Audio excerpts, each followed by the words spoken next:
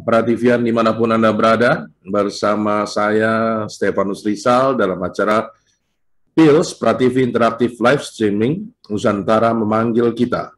Dan seperti biasa pada hari Kamis, kita akan belajar bersama Dr. Freddy dalam Freddy's Journal. Dan pada siang hari ini, Prativian kita akan berbicara akupuntur untuk ketergantungan dan kecanduan. Wow, ini luar biasa ya. Dan pada siang hari ini sudah ada bersama kita Dr. Freddy. Halo, selamat siang, Fred. Halo, selamat siang Ko Rizal dan selamat siang juga buat Prativian semua. Iya, sehat ya? Sehat, puji Tuhan.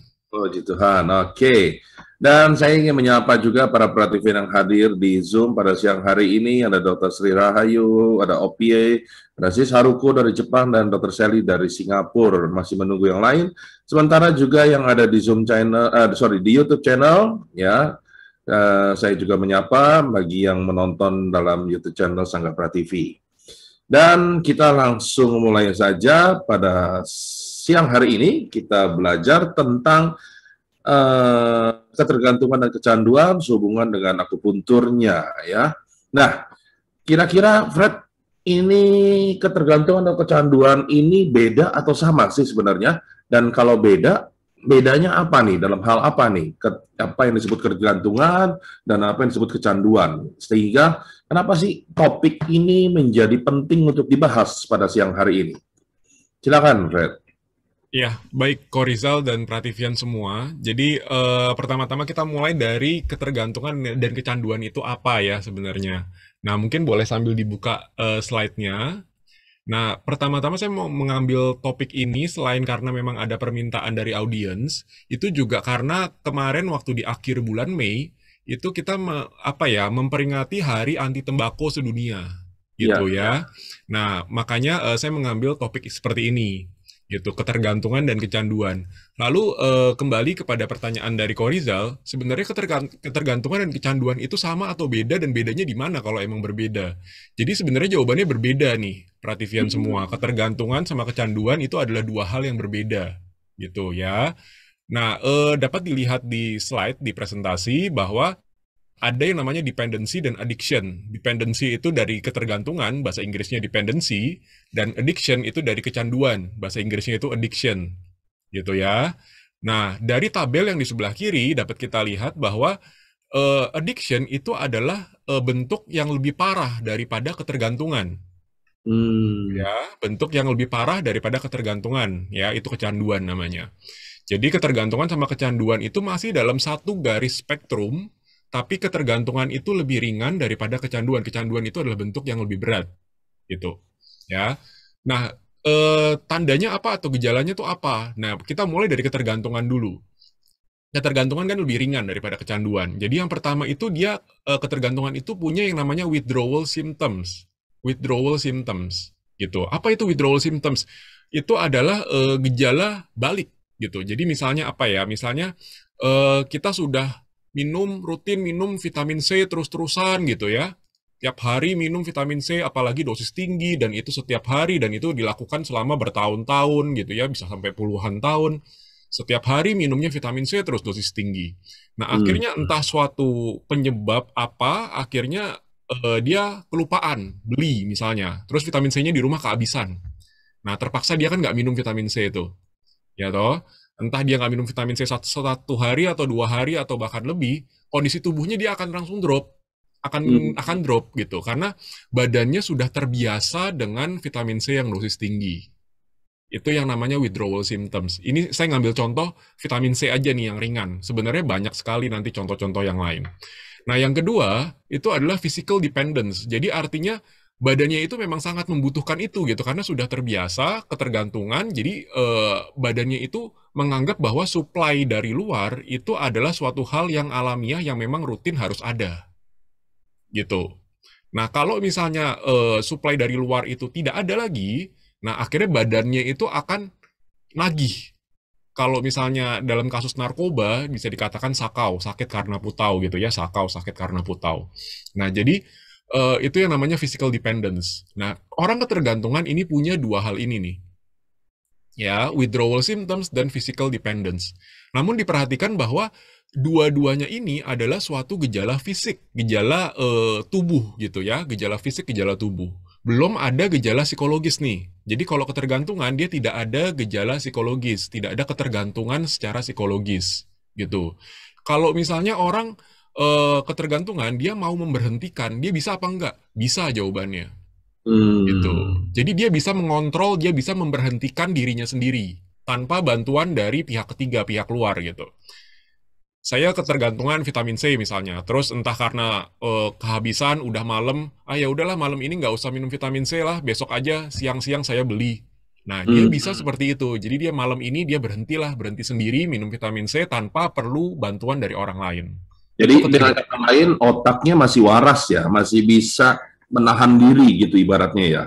Betul, otaknya masih bisa menahan diri. Itu ketergantungan. Walaupun badannya itu sebenarnya udah nggak enak tuh. Jadi dia mampu melawannya, bahwa badannya nggak enak, tapi dengan cara berpikirnya seperti itu, dia mampu membuat akhirnya tubuhnya mampu menerima. Betul, Oh, tubuhnya jadi, mampu menerima walaupun terpaksa. iya, iya, Walaupun iya, iya. terpaksa gitu. Oke. Paling tidak masih bisa dikontrol gitu. Berarti itu level ketergantungan tuh seperti itu ya. Tuh, itu ketergantungan. Nah, berbeda dengan kecanduan. Nah, kalau Mm-mm. kecanduan itu tadi dua gejala ketergantungan itu ada juga nih di kecanduan. Mm-mm. Ya, ada dua gejala withdrawal symptoms dan physical dependence itu juga ada nih di kecanduan. Nah, tapi selain dua gejala tadi, punya tambahan lagi tiga. Yang pertama adalah ketergantungan secara psikologis, gitu. Hmm. Nah, kalau misalnya udah ketergantungan secara psikologis, dia otaknya, alam sadarnya dia tidak bisa lagi mengerem, tidak bisa lagi mengontrol, gitu. Nah, terus yang berikutnya lagi unable to stop using drugs gitu ya. Drugs ini bukan berarti harus narkoba ya, apapun itu. Termasuk rokok, kayak termasuk vitamin C, kayak termasuk apalah segala macam gitu. Itu drugs gitu. Jadi nggak mesti narkoba. Nah, jadi unable to stop using drugs. Misalnya ada orang yang rutin minum apa, misalnya aspirin gitu ya. Itu kan sering banget tuh kalau kita nonton film-film sakit kepala dikit, sakit apa dikit gitu ya, minumnya aspirin, aspirin, aspirin gitu. Nah, itu juga bisa menyebabkan ketergantungan atau bahkan kecanduan. Kalau kecanduan, dia tidak bisa lagi memberhentikan itu gitu, unable to stop using drugs gitu ya. Lalu gejala yang ketiga, tambahannya itu adalah uses drugs despite consequences. Jadi walaupun dia sudah sadar pengaruhnya jelek buat badan, dia nggak bisa berhenti karena dia memang tidak bisa mengontrol lagi gitu. Jadi kalau ditanya bedanya apa ketergantungan dan kecanduan, satu bisa direm, satu nggak bisa direm gitu. Dependency atau ketergantungan itu masih bisa direm walaupun terpaksa, walaupun nggak enak ini badan. Nah, tapi kalau Mm-mm. kecanduan, dia udah nggak bisa lagi ngerem. Mau bagaimanapun caranya dia tidak bisa lagi ngerem sampai dia harus minta bantuan orang lain, minta bantuan pihak ketiga. Gitu ya. Itu kalau dari gejalanya. Lalu kalau misalnya kita melihat dari bagian mana yang terkena sih dari badan kita yang membuat seseorang itu ketergantungan atau kecanduan, itu dapat dilihat di gambar yang sebelah kanan. Itu gambar otak kita ya. Jadi kalau misalnya kita bicara ketergantungan dan kecanduan, kita selalu berbicara tentang sistem saraf pusat, terutama otak kita, gitu. Otak kita yang digambar yang sebelah kanan itu adalah otak dilihat dari samping tapi yang sudah dibelah dua, gitu ya. Oh, Sudah dibelah dua, terus dilihat dari samping, dari samping, dari sisi lateral, dari sisi pinggir, dari sisi samping iya, inilah. Ah, ah. iya. Nah, itu ternyata yang terkena itu berbeda. Addiction dan dependence itu berbeda. Gitu ya. Dependence dapat kita lihat di warnanya hijau, yang addiction itu yang warnanya merah. Gitu. Nah, tapi addiction sama dependence itu sama-sama mempunyai daerah yang berpotongan. Mempunyai daerah yang terkena yang sama. Itu yang warnanya hijau yang gede itu di tengah itu. Gitu Hmm. ya. Itu sama-sama di situ gitu. Nah, perlu teman-teman Bapak Ibu Prativian tahu, ini yang ditunjukkan oleh dependence dan addiction, ini adalah termasuk dalam yang namanya sistem limbik itu di otak kita. Sistem limbik itu dia mengatur mood kita, mengatur perasaan kita, mengatur apa ya, kebahagiaan kita, kesedihan kita gitu. Nah, ini semua diatur di sistem limbik ini gitu, di bagian tengah daripada otak kita. Jadi jangan heran bahwa kalau orang ketergantungan, orang kecanduan, itu pada tahap awal dia merasa happy, merasa seneng gitu. Entah dia apa yang ngerokok, awal-awal seneng gitu ya, lama-lama nggak bisa lepas karena daerah yang terkena itu daerah yang seperti ini, daerah yang mengatur mood kita, perasaan kita, yaitu sistem limbik kita. Begitu kok Rizal. Hmm, oke. Itu yang jadi addition dan dependence ini yang terkena adalah sistem limbik ya. Sistem limbik, betul. Wow, luar biasa ya. Gitu. Saya jadi baru sadar juga sistem limbik yang terjadi. Gitu. Mm-mm. Nah, kalau begitu, pertanyaan berikutnya, sebenarnya apa sih yang bisa membuat sampai seseorang itu ketergantungan atau bahkan sampai kecanduan? Nah, sebenarnya apa yang bisa yang membuat seperti itu ya? Mungkin boleh bergeser ke slide selanjutnya. Nah, jadi sebenarnya adalah bagaimana kita itu lebih gitu. Jadi kita mendapatkan rangsangan yang berlebihan dari luar gitu. Ini Hmm, ini kalau misalnya mau dicari, mau dipelajari lebih jauh, lebih dalam, lebih detail, ini bisa dilihat di slide ya seperti ini. Kita ke slide yang sebelah kiri dulu nih, kiri atas itu ya. Nah itu. oke, Yolan mungkin bisa dibesarin, Yolan. Ya, lebih, ya oke, siap. Sip, thank you. Nah ini Nah, ya. biar jelas. Nah ini. Jadi bisa kita lihat itu di otak kita kan tadi dipotong bagi Ya, dua, dipotong dua terus dilihat dari samping ya. Nah ini ya. seperti ini. Nah, itu yang terkena itu tuh yang diberi lingkaran merah, diberi lingkaran hitam itu, diberi lingkaran hitam. Itu di Hmm, bagian tengah situ. Itu sistem limbix. Lebih tepatnya lagi, lebih akurat lagi itu namanya nucleus accumbens. Gitu ya, itu yang lingkaran warna hitam. Gitu. Ya. Ini yang mengatur kayak tadi, motivation, desire, itu semuanya tuh di sini. Gitu. Kita pengen misalnya kita bangun, mood kita hari ini lagi pengen makan bakmi, itu diatur di sini. Atau misalnya, oh hari ini hari libur, saya pengen nonton bioskop atau enggak nonton apa Netflix gitu misalnya. Nah, itu diatur di sistem limbik ini gitu. Nah, terus di dalam sistem limbik ini juga ada yang namanya reward circuit. Itu mungkin boleh digeser ke bawah sedikit, itu ada reward circuit itu di bawah. Nah, itu reward circuit. Jadi, pada hmm, saat kita mendapatkan apa yang kita inginkan, badan kita itu akan memberikan reward tanda kutip, memberikan hadiah kepada kita. Jadi kita itu merasa senang, merasa puas kalau misalnya keinginan itu terpenuhi. Kayak tadi misalnya kita kita bangun pagi sarapan kita pengen makan bakmi gitu misalnya. Terus tiba-tiba bakminya udah ada nih di depan kita. Entah karena dikasih orang atau kita beli sendiri gitu, pokoknya mie-nya udah ada depan kita dan kita makan dan kita merasa terpuaskan. Nah, itu hmm. diatur oleh reward circuit ini. Nah, reward circuit ini yang berperan tuh apa sih? Yang berperan adalah hormon endorfin tadi. Itu mungkin beberapa pertemuan sebelumnya sudah pernah dibahas tentang hormon endorfin ya, endogen Ya. morfin. Gitu. Nah, reward circuit ini dasarnya atau basicnya itu adalah pengeluaran hormon endorfin. Hmm, Gitu. Ya, hormon endorfin apakah satu-satunya, Dok? Enggak. Selain endorfin itu juga punya hormon-hormon yang lain yang memberikan rasa puas, rasa reward itu gitu. Hormon lainnya apa? Misalnya tadi kan endorfin udah, ada dopamin, ada serotonin, nah ada glutamat. Nah, itu semua memberikan rasa puas itu. Begitu ya. Jadi kalau seseorang pengen sesuatu terus dapat itu badan itu akan mengeluarkan hormon-hormon tadi yang memberikan rasa puas. Gitu.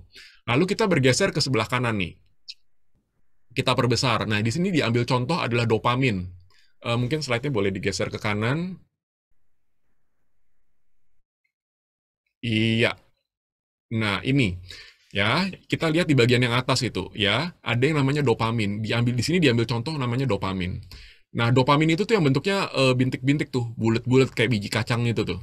Ya, itu dopamin. Jadi pada saat keinginan kita sudah terpuaskan, sudah mendapatkan apa yang kita inginkan, dopamin itu akan dikeluarkan. Bentuknya kayak biji-biji tadi tuh.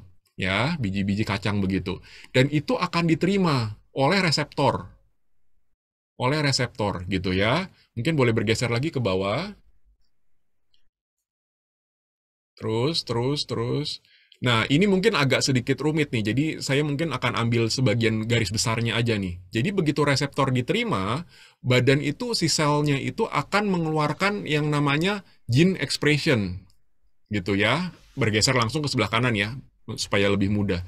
Dia akan mengeluarkan gene expression dan dia akan terjadi neural plasticity. Jadi neural plasticity itu mungkin Korizal atau teman-teman para TVN pernah ingat dulu waktu saya menerangkan tentang diabetes, tentang hormon insulin, Oh iya. itu ada yang namanya down regulation, ada yang namanya up regulation. Reseptornya masuk ke bawah, ada yang abis itu begitu diperbaiki, reseptornya muncul lagi ke atas, ke permukaan. Nah, itu nanti mungkin bisa dilihat di video Freddy's Journal yang sebelum-sebelumnya, terutama yang di diabetes mellitus. Akupunktur untuk diabetes mellitus. Itu neural plasticity. Jadi ada yang namanya down regulation, ada yang namanya up regulation. Nah, itu akhirnya merangsang terjadinya reward memory. Jadi itu badan itu akan merasa terpuaskan. Seperti itu. Gitu ya. Nah, mungkin slide-nya boleh dikecilin lagi, di zoom out. Nah, jadi kalau misalnya ada supply dari luar gitu ya yang berlebihan, entah itu obat-obatan, entah itu vitamin, atau itu perilaku bahkan gitu ya. Nah, itu dopamin yang dikeluarkan itu jumlahnya nggak segini, nggak sedikit seperti ini, jumlahnya akan langsung banyak, Korizal dan Prativian.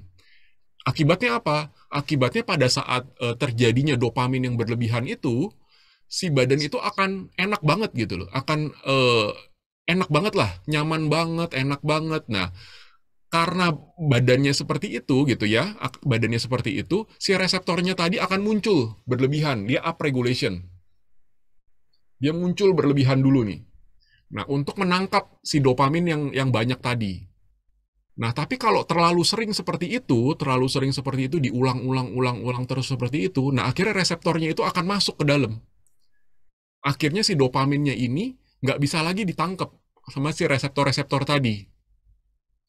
Nah, itu yang dinamakan yang tadi, sakit karena putau sakau, yang dinamakan withdrawal symptom gitu ya. Ada yang menamakan lagi sebagai toleransi. Nah, itu seperti ini. Gitu. Jadi kalau ketergantungan atau kecanduan itu artinya tuh si dopaminnya tadi atau endorfin atau apa lagi serotonin gitu ya berlebihan di dalam sambungan saraf sinaps itu, dan akhirnya sudah tidak bisa ditangkap lagi karena reseptornya udah turun ke bawah. Nah, itu yang mengakibatkan seseorang itu pengen lagi karena merasanya kurang. Begitu, kok Rizal. Menarik ya. Walaupun sulit, tapi maksudnya gambaran ini, tapi ternyata kita tahu cara kerjanya ya. Nah, sekarang saya justru ingin bertanya nih, kalau tadi ada perbedaan antara ketergantungan dengan addiction ya, kecanduan. Nah, apa yang membuat seseorang bisa sampai ke level psikologis dan yang lain tidak? Durasinya dan dosisnya, Korizal. Jadi kalau misalnya orang nggak mungkin ada kecanduan tanpa melewati fase ketergantungan dulu, Korizal. Oh iya. Jadi kalau misalnya dia sudah mengalami kecanduan, itu pasti sebelum-sebelumnya tuh sudah mengalami fase ketergantungan dulu. Tapi tidak diterapi, tidak ditreat gitu, dibiarkan saja dan akhirnya berlanjut terus. Akhirnya menjadi kecanduan. Gitu. Jadi kalau misalnya dilihat dari gambar yang tadi di presentasi itu, semuanya sama kok Rizal.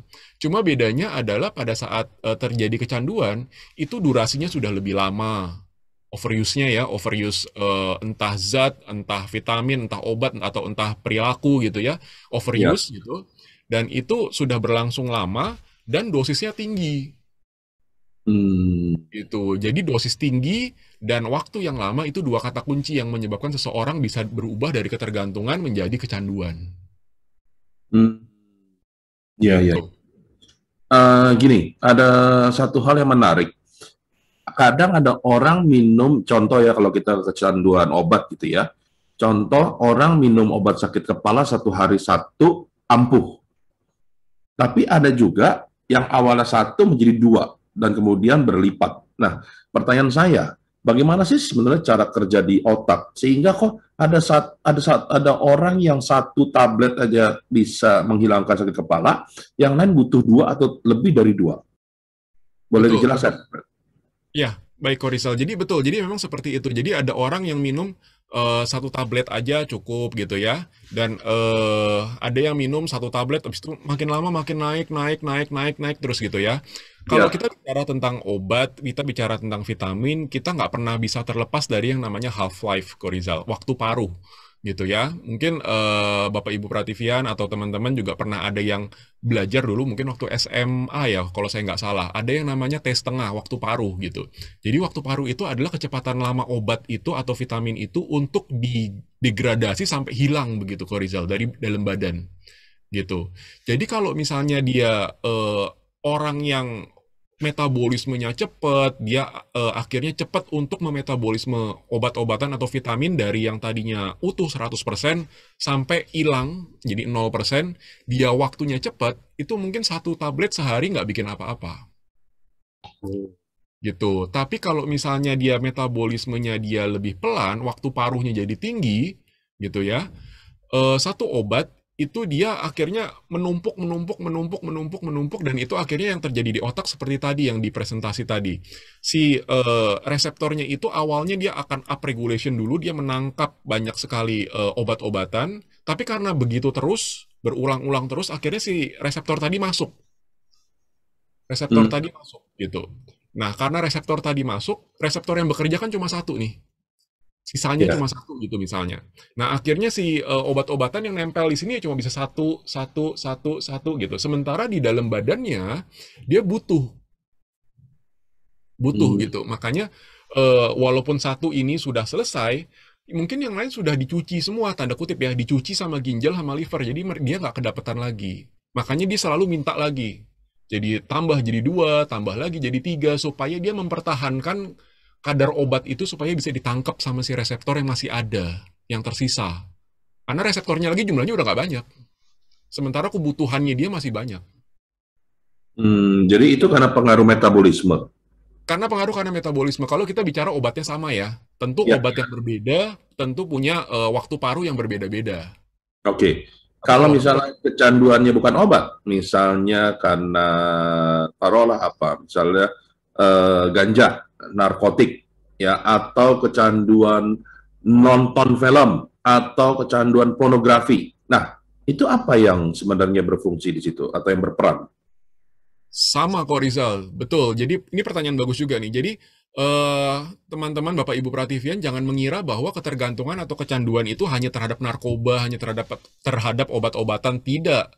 Hanya terhadap vitamin, tidak. Jadi kecanduan nonton, kecanduan nonton film Korea, drama Korea, atau nonton apalah, nonton film porno gitu-gitu. Kecanduan apa lagi? Misalnya rokok gitu, atau kecanduan apa misalnya cemil-cemilan gitu ya, makan Hmm. cemil-cemilan gitu. Nah, itu juga pengaruhnya seperti tadi di presentasi tadi. Cara kerjanya sama kok Rizal. Jadi pada saat kita mendapatkan apa yang kita inginkan gitu ya, keluar yang namanya hormon-hormon untuk reward circuit tadi gitu ya, ada endorfin, serotonin, glutamat, dopamin, segala macam itu keluar gitu, memberikan kita rasa puas gitu ya, rasa seneng, rasa nyaman gitu, itu keluar semua. Dan hormon itu keluar bukan karena pengaruh obat aja, jadi pokoknya keinginan kita apa terpuaskan, hormon itu keluar, apapun Ya. itu gitu. Jadi prinsipnya sama kok Rizal. Jadi pada saat kita keinginan terus dan terpenuhi terus, itu lama-lama akan meningkat. Permintaannya itu akan meningkat gitu. Hmm. Anggaplah nonton apa drama Korea yang tadinya misalnya seminggu sekali pada satu weekend aja. Oh nggak puas nih, akan berlanjut jadi seminggu dua kali, terus Ya. berlanjut lagi lama-lama jadi tiap hari. Cara Hmm. kerjanya sama seperti itu. Ya, jadi kan ada fungsi hormon juga ya, yang memberikan ada kebahagiaan, rasa suka, senang gitu ya. Jadinya Betul, betul, lagi gitu, pengen betul. berada posisi itu. Nah, sekarang bagaimana dengan orang-orang yang ketergantungan dan kecanduan? Ada nggak apa namanya ciri-ciri atau yang terjadi pada tubuhnya sendiri? Ciri-ciri apa nih maksudnya kok Rizal? Orang-orang yang tergantungan atau orang-orang yang apa namanya edik tadi gitu ya, apa sih yang terjadi, maksudnya gini, apa yang terjadi pada tubuhnya kalau untuk orang-orang yang tergantung atau yang edik? Itu tadi, jadi yang terjadi pada tubuhnya itu terutama di bagian otaknya gitu, Korizal. Jadi Jadi lebih pada bagian otaknya ya. terjadi pada bagian otaknya. Nanti pada saat sebenarnya udah ada penelitiannya ini pada orang-orang yang ketergantungan, tapi ketergantungan yang perilaku bukan karena obat-obatan gitu. Obat-obatan Oh, udah banyak penelitiannya, tapi yang mau saya bahas itu ketergantungan yang pada perilaku. Itu di Pada bagian otaknya, hasil dari fMRI gitu ya, MRI yang fungsional gitu ya, warnanya itu kalau orang normal ini biasanya terang tuh. Biasanya terang. Itu menunjukkan bahwa si seseorang itu berpikir, mampu berpikir dengan baik. Jadi MRI otaknya, MRI kepalanya itu warnanya terang, artinya otaknya sedang bekerja pada saat dia berpikir. Nah, tapi orang-orang yang sudah ketergantungan, otaknya itu warnanya redup hmm, gitu. Tidak hilang sama sekali, karena kalau hilang sama sekali berarti otaknya tidak berfungsi, artinya orangnya meninggal gitu kan. ya, ya. Otaknya masih berfungsi, cuma warnanya redup. Jadi pada saat kalau tadi ditanya dampaknya apa buat badan, dampaknya terutama di otak gitu. Dampaknya terutama di otak. Yang tadinya bisa berpikir secara normal gitu ya, kontrolnya bagus, segalanya bagus gitu. Pada orang-orang yang ketergantungan atau bahkan kecanduan, otaknya itu jadi dia masih bisa berpikir tapi pikirannya jadi redup, jadi tumpul, jadi dangkal gitu. Oh, Jadi kontrol dirinya pun akhirnya makin lama makin sulit. Begitu kok Rizal. Jadi itu ngomongin tentang otak, belum lagi soal livernya kena, belum lagi soal ginjalnya kena kalau obat-obatan. Kalau misalnya bukan obat tentu nggak ada pengaruh ke liver, nggak ada pengaruh ke ginjal, tapi terutama ke otak. Gitu hmm, kok Rizal. oke. Nah, Fred, sebenarnya apa sih batasannya supaya seseorang itu ya tidak sampai mengalami ketergantungan bahkan kecanduan? Nah, ini juga sering kali ditanyakan nih, Korizal dan Prativian semua. Jadi batasannya apa sih? Saya kalau misalnya minum vitamin seminggu sekali cukup nggak? Atau bikin ketergantungan? Eh, ya, Sebenarnya sampai saat ini belum ada batasannya, Korizal. oh, Jadi, selain karena memang belum ada batasannya, belum ada aturan jelas yang membatasi, oh ini boleh, oh ini udah menyebabkan ketergantungan atau kecanduan. Selain itu, juga tiap orang berbeda-beda, Korizal. Tiap orang berbeda-beda. Jadi artinya mungkin tadi misalnya nonton drama Korea, drakor gitu ya, seminggu sekali. Si A nggak apa-apa, gitu kan, nggak bikin ketergantungan, nggak bikin kecanduan. Tapi buat si B, itu bikin ketergantungan dan makin lama tuh makin naik, gitu. Jadi kalau ditanya batasannya berapa, nggak ada batasan yang jelas, Korizal. Dan itu masing-masing pribadi, masing-masing orang itu harus menyadari sendiri batasan dia sampai mana. Nah, jadi mumpung dia masih belum dalam tahap kecanduan, misalnya dia baru terkena tahap ketergantungan, dia udah harus bisa ngontrol, harus bisa ngurangin sendiri. hmm, Karena ketergantungan kan sebenarnya bisa ya di stop ya, sendiri ya, kontrol sendiri. betul. Jadi dia harus sadar di tahap itu. Kalau dia udah mencapai tahap kecanduan atau addiction, dia sudah tidak bisa. Itu biasanya orang sekitarnya yang akan ngingetin dia, bahkan ngomelin dia, bahkan nyari bantuan dari orang lain. Itu orang sekitarnya, bukan dianya. Gitu. Jadi kalau dari penjelasan itu, penting sekali sebenarnya sejak dini anak-anak diajarkan untuk mengalami kesadaran ya, Heeh, bertanggung jawab terhadap dirinya, keputusannya gitu ya, sehingga seseorang itu mampu ya melihat bahwa saya ini sampai di level apa gitu ya, kalau saya udah ketergantungan, kayaknya hanya saya yang dapat menyetop gitu kan, jangan sampai saya akhirnya jadi kecanduan gitu ya. betul. Anak-anak pun sebenarnya bisa ketergantungan bahkan kecanduan game terutama Korizal. Ya Kecanduan apalagi ya, ya game, betul betul betul game itu dia. ketergantungan main game, main apa? PlayStation lah atau Xbox atau Ya, apalah gitu ya. Nah, itu bisa berhari-hari gitu kan. Nah, kalau anak-anak mungkin masih agak susah. Nah, tapi sebagai orang tuanya harus lebih peka tuh. Anaknya kok kayaknya udah mulai ada arah-arah ketergantungan gitu. Nah, itu udah mulai harus di-stop sama orang tuanya. hmm, oke. Wow, ini luar biasa ya. Kalau dari kecil saya sudah tergantung, mungkin nggak yang namanya kecanduan juga menghinggapi yang namanya anak kecil? Mungkin banget kok Rizal. Jadi ketergantungan dan kecanduan itu nggak hanya terbatas untuk orang-orang dewasa atau remaja, bahkan anak-anak pun bisa kok Rizal. Oke, Anak-anak pun bisa. Misalnya apa ya, ketergantungan atau kecanduan sama cemilan kok Rizal.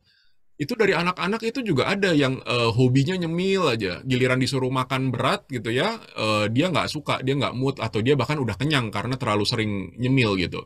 ya, Dan ya. akhirnya nyemil terus, nggak bisa berhenti. Akhirnya si anak itu jadi obesitas gitu dan berbagai macam penyakit udah menunggu itu.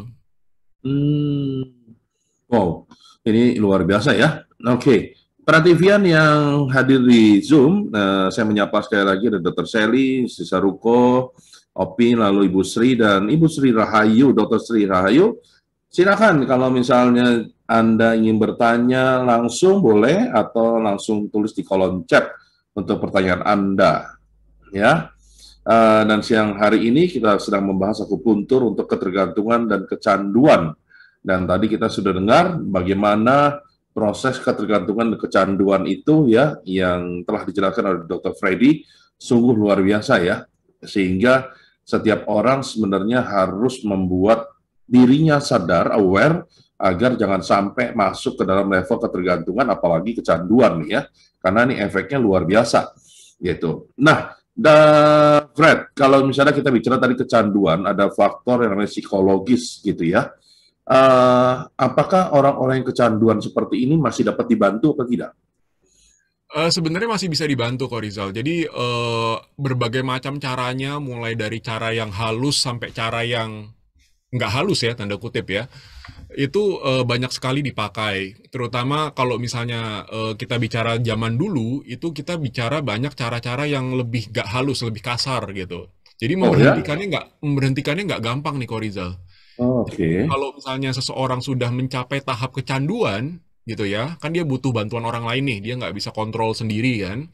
Nah, itu caranya itu tidak gampang. Caranya itu agak keras, agak kasar, zaman dulu, gitu. Hmm, Nah, tapi kalau zaman sekarang, itu pelan-pelan sudah mulai bergeser, seiring perkembangan dunia medis ya, ilmu kesehatan, itu makin lama makin ke sini, itu cara yang kasar itu sudah semakin banyak yang ditinggalkan kok Rizal. Gitu. Oke. Kalau dulu kecanduan itu mungkin waktu saya masih kuliah, masih mahasiswa kali ya. Ada yang sampai dipasung kok Rizal. Jadi kecanduan sampai dipasung, sampai diikat gitu dia, diikat di kasur. Ya udah, jadi dianya nggak bisa ngapa-ngapain, dianya berontak gitu. Akhirnya mulutnya juga diikat gitu. Nah supaya nggak teriak-teriak sampai sekasar itu gitu. Nah, tapi makin lama makin ke sini itu sudah hampir tidak pernah ditemukan lagi cara-cara seperti itu gitu. Mungkin di beberapa tempat di daerah-daerah yang terpelosok, yang agak terpencil, mungkin masih ada. Tapi kalau misalnya kita bicara di kota yang besar atau di menengah saja, itu sudah harusnya udah nggak ada seperti itu gitu. Ya, Jadi makin betul. lama makin ke sini itu caranya sudah makin halus, makin kalau istilahnya makin lega artis lah. Kalau istilahnya lebih halus, lebih lebih manusiawi. Nah caranya itu seperti itu kok Rizal. Berbagai Hmm, macam cara ada, mulai dari obat-obatan untuk menurunkan ketergantungan kecanduan, sampai fisioterapi, sampai pergi ke psikolog, psikiater, segala macam gitu ya, terapi psikologis, sampai akupunktur pun juga bisa dipakai untuk ketergantungan dan kecanduan ini kok Rizal. Oke. Sebelum Ibu Sri bertanya nih, saya mau nanya satu hal nih. Kalau kita bicara ketergantungan dan kecanduan, itu kan tadi kalau dijelaskan adalah permainan otak ya, Betul, karena perihal hormon dan sebagainya, betul ya? Nah, betul. dulu sekali saya pernah tahu, misalnya kayak gara-gara tadi Freddy ngomong tentang dipasung, dulu sekali saya pernah tahu bahwa kalau orang yang sakau itu didiemin, dikurung di kamar sampai dia berteriak-teriak dan lemes sendiri, betul ya? Betul. Lalu kemudian juga saya mendengar di kemudian hari ketika belajar psikologi ada yang namanya placebo effect. Betul. Gitu. Nah, dua hal ini ya, pertama, apakah benar-benar dua hal itu mampu membuat orang hilang dari benar-benar ketergantungan dan kecanduannya? Lalu bagaimana sih apa namanya uh, proses yang terjadi ketika entah didiemin ketika sakau atau dengan placebo effect gitu? Apakah demikian memungkinkan dan efektif dengan cara-cara seperti itu? Nah, silakan. Ya betul. Ini pertanyaan bagus juga nih. Ini menarik sekali. Jadi memang kalau zaman dulu nggak cuma sekedar dikurung kok Rizal. Kadang-kadang ada yang dikurung sampai diguyur tengah malam gitu ya, diguyur pakai air gitu ya sampai kedinginan tengah malam gitu. Nah itu juga ada yang cara-cara seperti itu gitu. Kalau orang yang ketergantungan dan kecanduan gitu. Ada lagi yang tadi kok Rizal katakan placebo effect. Kita kasih obat apapun lah, misalnya obat-obatan yang ringan atau bahkan obat tapi nggak ada isinya gitu loh, Ya, kosong, betul. nggak ada kandungan zat aktifnya, itu nggak ada gitu, placebo gitu. Nah, memang dua-dua cara ini adalah salah dua cara yang dipakai kok Rizal gitu ya. Terutama kalau misalnya yang tadi ya dikurung, di apa gitu ya, itu cara-cara yang tadi saya bilang agak kasar ya, agak kurang halus gitu Hmm. caranya itu. Dan kalau ditanya efektif apa enggak, sebenarnya efektif juga kok Rizal.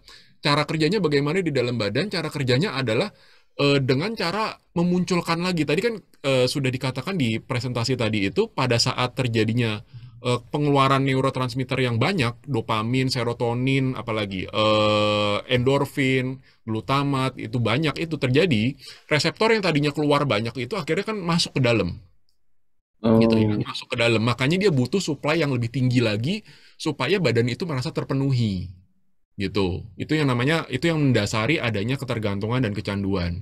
Nah, pada saat tidak diberikan, dikurung aja, disiram, diapain gitu ya, nggak diberikan, pokoknya nggak diberikan aja. Nah, itu yang diharapkan adalah si reseptor tadi muncul lagi, Korizal. hmm. Yang tadinya sudah tenggelam, reseptor tadi muncul lagi. Muncul lagi, muncul lagi, muncul lagi. Karena dia tidak diberikan gitu. Jadi dia minta, dia mulutnya nganga lagi. Ya, ya. Mulutnya kebuka lagi. Gitu. Karena dia tidak diberikan gitu. Nah, yang diharapkan seperti itu metode yang pertama. Hmm. Metode yang tadi harus dipasung, dikurung, disiram tengah malam atau Ya, segala macam lah itu. Nah, ya. terus yang kedua, yang metode yang placebo efek tadi, diberikan obat yang nggak ada isinya atau obat lain yang isinya mungkin apa, panadol doang atau apa gitu ya, Ya. paracetamol doang atau apa segala macam gitu. Nah, itu yang dipakai adalah endorfin lagi tadi, endogen morfin. Jadi eh, dia merangsang pengeluaran ya, jadi dia merasa terpenuhi. Keinginannya itu udah merasa terpenuhi. Si hormon atau si neurotransmitter tadi dia akan keluar, Korizal. Tapi yang keluar itu bukan akibat dari obat. Yang keluar itu adalah zat-zat yang memang sudah ada di dalam badan kita sendiri. Hmm. Jadi itu seperti dibohongin tanda kutip lah. Dibohongin tanda kutip. Oh ya ini udah dikasih, oh ya udah kayak saya udah dapat, makanya dia seneng. Akhirnya si hormon atau si neurotransmitter tadi dia akan keluar sendiri yang dari dalam badan sendiri gitu, bukan dari luar, bukan dari obat itu gitu. Hmm. Jadi itu tanda kutip bahasa gampangnya adalah seperti dibohongi. Merasa sudah Ya, udah kecapean gitu ya, udah apa ya tercapai gitu ya, keinginannya sudah ya, ya. tercapai, dia puas, tapi sebenarnya obatnya bukan itu, kosong. Iya, iya, Kosong iya. efek itu. Iya. Berarti apa namanya, hal-hal seperti itu dapat dilakukan ya, selain mungkin seperti siang hari ini kita akan bicara tentang akupuntur sendiri ya, Iya. bagaimana mampu menyembuhkan dan mengobati ketergantungan dan kecanduan. Baik, terima kasih Fred. Silakan Bu Sri yang ingin bertanya. Ya, terima kasih Pak Sal. Selamat siang Dr. Freddy. Siang Ibu Sri. Saya tadi agak terlambat masuk, tapi saya sempat mengikuti mengenai sistem limbik tadi, di mana ada reward circuit. Pertanyaan saya pernah menangani kasus narkoba juga yang mereka edik gitu, bagi para calo SIM yang waktu itu mereka berada dekat rumah saya di Daan Mogot.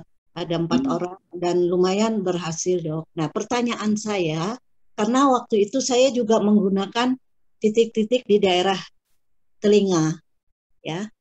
Nah, ada nggak hubungannya efek akupuntur yang saya lakukan itu dengan reward circuit tadi? Itu, Dok. Makasih.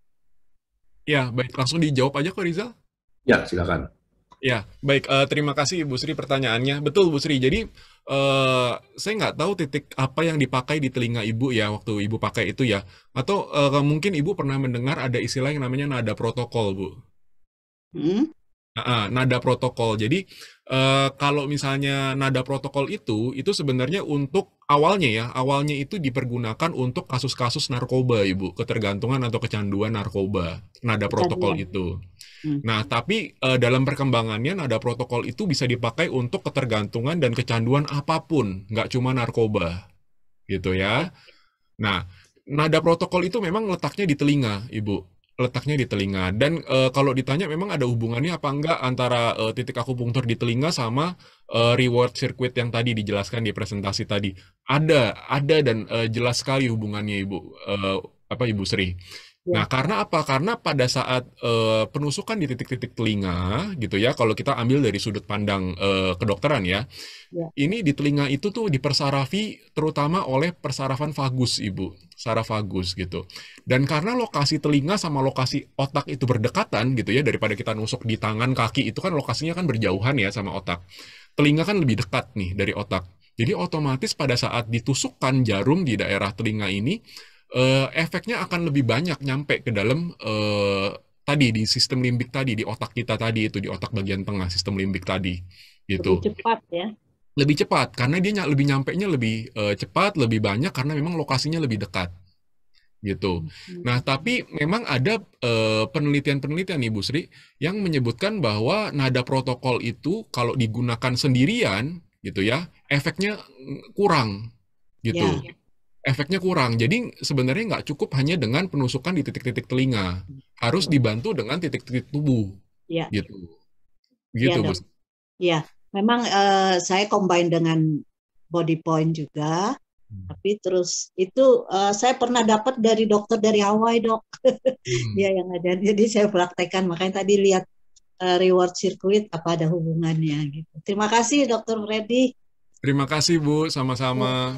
Baik, terima kasih Bu Sri. Ya, sebelum kita menjawab pertanyaan dari Dr. Sri Rahayu yang ada di chat, maka kita lihat dulu yang mau lewat.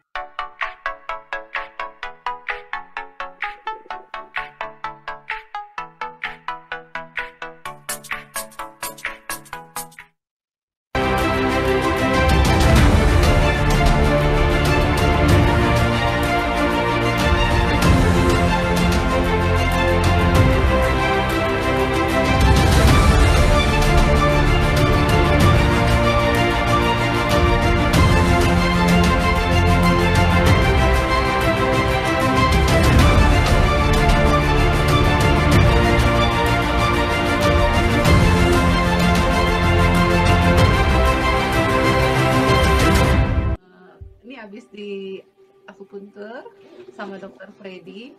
Duh, rasanya pertama sih sakit ya pinggangnya. Pas ditusuk itu ada perubahannya itu langsung gitu. Enak, pinggangnya langsung enak. Saya menjalankan terapi bersama Dr. Freddy sebanyak 5 kali. Dan pada minggu pertama saya mengalami penurunan berat badan yang signifikan, yaitu 1 kilo pertama di minggu pertama. Lalu setelah saya menjalani terapi sebanyak 5 kali, berat badan saya yang awal mulanya 59 kilo, sekarang menjadi 52 kilo. Dan bonusnya adalah sel telur saya sudah semakin membesar. Terima kasih.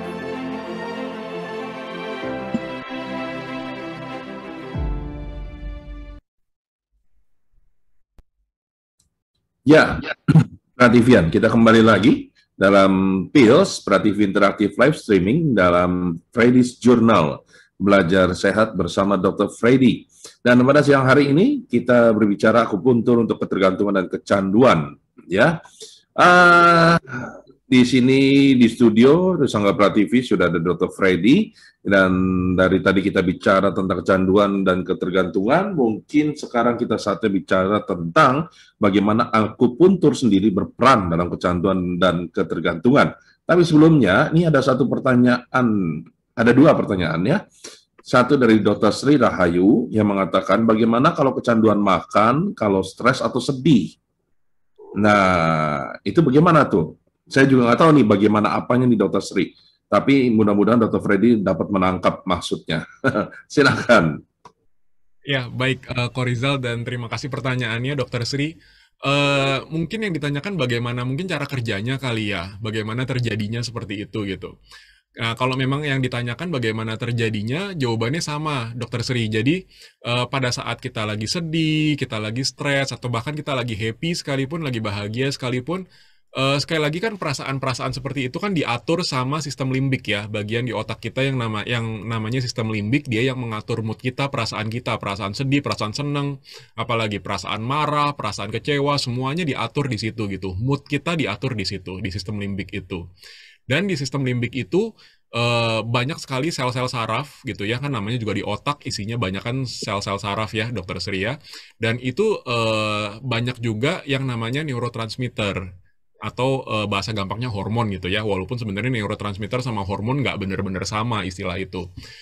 Nah, neurotransmitter yang terlibat itu sama seperti tadi, ada dopamin, ada endorfin, ada glutamat, ada serotonin. Itu yang memberikan kita rasa puas, rasa kepuasan gitu. Jadi kalau tadi pada saat kita lagi sedih, sistem limbik kita bekerja di situ, lagi sedih. Atau kita lagi happy, sistem limbik kita juga bekerja di situ. Dan kita pengen sesuatu yang membuat kita merasa terpuaskan, yang membuat kita merasa seneng. Kalau lagi sedih, kita pengennya itu, misalnya apa tadi? Misalnya kita lagi pengen makan martabak gitu. Pada saat martabak itu datang, kita merasa senang, merasa terhibur, merasa oh diperhatikan, apalagi dapat martabak dari orang lain gitu ya. Ada yang membelikan martabak gitu, kita merasa terpuaskan gitu, merasa disayang, merasa diperhatikan. Nah, itu cara kerjanya sama, Dr. Sri, di sistem limbik itu. Dan pada saat keinginan kita sudah terpenuhi, terpuaskan, neurotransmitter tadi keluar. Neurotransmitter tadi keluar dan ditangkap oleh si reseptor tadi, dan itu yang memberikan kita rasa puas, yang memberikan kita rasa terhibur, yang memberikan kita rasa, oh saya ini disayang, diperhatikan gitu. Jadi,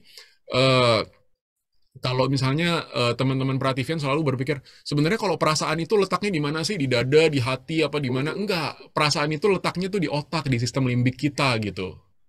Gitu, seperti itu, Dr. Sri. Dr. Sri menambahkan, yang ditanyakan sebenarnya lebih tepatnya bagaimana cara penanganannya. Oh, bagaimana cara penanganannya? Ya. Ya. Nah, kalau misalnya ini tergantung nih, Dr. Sri. Kalau untuk ketergantungan atau kecanduannya sendiri itu memang ada titik-titik tadi yang seperti sudah dijelaskan ke Ibu Sri yang tadi. Jadi ada titik-titik di telinga untuk akupunkturnya ya. Titik-titik di telinga, ada titik-titik tubuh juga, ada di tangan, di kaki, dan di perut gitu ya. Nah, itu dari segi akupunkturnya. Nah, tapi kalau misalnya yang ditanyakan adalah over makannya nih, jadi over eatingnya, jadi makannya banyak gitu ya, karena pelampiasannya kemakan. Bagaimana penanganannya? Sebenarnya ada titik juga nih di daerah telinga, di daerah kepala gitu ya, di dekatnya telinga, itu untuk mengerem nafsu makan kita. gitu.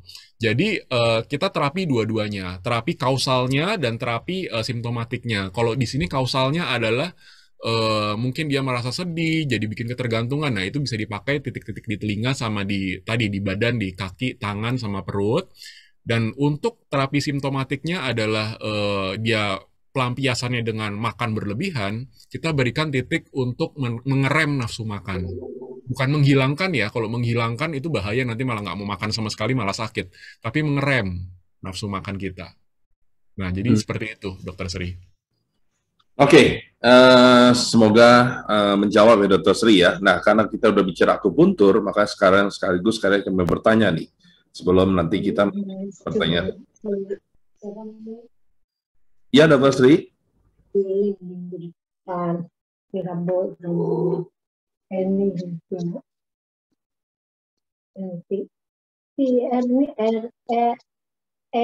udah dibahas, lagi dibahas. Ini mana? Oh, okay. Ya. Hanya bocor. Ya, oke. Sekarang kita bahas tentang akupuntur yang sendiri ya. Nah, Fred, tadi kan dibicarakan bahwa ketergantungan maupun addiction ini dulu-dulu memakai cara yang boleh dikatakan kasar dan sebagainya, ya, atau mungkin dengan placebo effect itu mungkin cara yang halus gitu ya. Nah, kalau saya bertanya sekarang, lalu di sini yang namanya ada akupuntur. Nah, sebenarnya bagaimana sih cara kerja akupuntur di dalam hal ini? Iya, baik. Seperti tadi yang dimunculkan di dalam slide presentasi itu, kan kita bermain di dalam sistem limbik, kita bermain dengan neurotransmitter, begitu ya, Ko Rizal ya. Nah, caranya akupunktur itu sebenarnya mirip dengan caranya placebo effect, seperti caranya halus gitu, cara yang halus gitu, bukan cara yang kasar seperti dipasung, dikurung begitu ya. Caranya itu termasuk cara yang halus gitu. Jadi caranya adalah dengan merangsang pengeluaran dari neurotransmitter yang memang ada di dalam badan kita sendiri. Gitu. Nah, kalau gitu nanti akan ada pertanyaan nih, Dok, kalau gitu bedanya akupunktur sama placebo tuh apa? Berarti akupunktur tuh placebo juga dong. Nah, bedanya itu adalah pada saat kita memberikan pil atau tablet placebo, itu hanya bekerja pada saat si pasiennya itu merasa terpenuhi. Jadi kebohongannya itu tercapai. Gitu. Nah, tapi kalau misalnya si pasien itu sudah diberikan 1 kali, kok nggak ada efek ya? 2 kali, kok saya masih begini-begini aja ya? Lama-lama itu dia akan menyadari bahwa itu sebenarnya pil kosong. Gitu, tablet kosong gitu. Jadi kebohongannya itu, tanda kutip kebohongannya itu tidak tercapai lagi. Nah, di situ placebo efeknya akan hilang. Kalau dia sudah tahu bahwa, oh ini pil bohong-bohongan nih. Gitu. Nah, di situ placebo efeknya akan hilang dan neurotransmitter tadi tidak akan keluar lagi. Nah, lain halnya dengan akupunktur, selama dia masih dilakukan penusukan, perangsangan titik-titik akupunktur, si neurotransmitter tadi akan keluar. Gitu, karena kita nggak pakai bohong-bohongan. Gitu. Jadi akupunktur beda nggak sama placebo? Beda sekali. Placebo itu pada saat si pasiennya sudah tahu, udah ketahuan, dia nggak akan ada efeknya lagi, Ko Rizal dan Prativian. Nah, tapi kalau misalnya si akupunktur selama jarumnya masih dilakukan, masih ditusuk jarum, dia akan keluar terus. Dia akan menggantikan zat-zat yang muncul akibat dari luar, rangsangan dari luar. Entah itu karena narkoba, entah karena obat, vitamin, atau bahkan perilaku, itu kan rangsangan dari luar tuh. Itu akan digantikan dengan neurotransmitter yang muncul dari dalam diri sendiri. Gitu. Gitu, Ko Rizal. Oke, ini jadi gara-gara ngomong kayak begitu, jadi saya pengen bertanya nih, tapi pertanyaan saya ini sehubungan dengan untuk saya bisa bertanya, kayaknya mesti jawab dulu pertanyaannya dari Sis Haruko nih. Bicara soal ketergantungan, pasti ada trigger yang membuat personal itu menderita ketergantungan.